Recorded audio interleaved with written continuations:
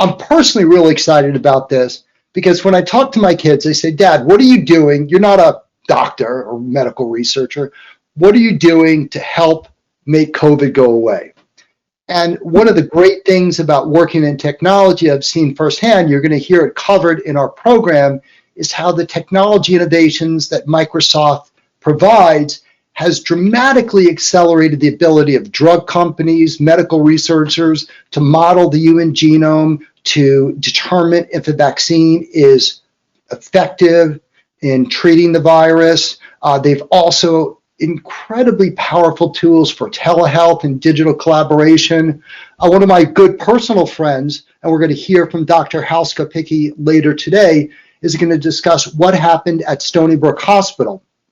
It's one of the largest medical institutions here in Long Island, New York. It's located about 60 miles east of New York City.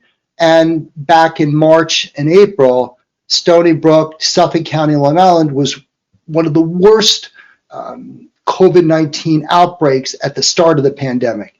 Hal, as the chief of cardiology, was tasked as part of the senior leadership team to set up Stony Brook Hospital as the main COVID-19 response center. So it's got some great insights from a medical standpoint on what they did. I think everyone's interested in lessons learned. I think it's also relevant because Stony Brook is a major Teams user. And as he's told me, and I think he'll share with all of our attendees later today, without Teams, there is absolutely no way that Stony Brook would have been able to disseminate information to other medical institutions around the country, actually, for that matter, around the world, and at the same time get feedback from medical institutions in Europe that were initially harder hit so they could exchange ideas and best practices. So as I tell my kids, well, Daddy's not that smart where he can figure out how the human genome works and can produce a vaccine, but at least I can play some small part in bringing technology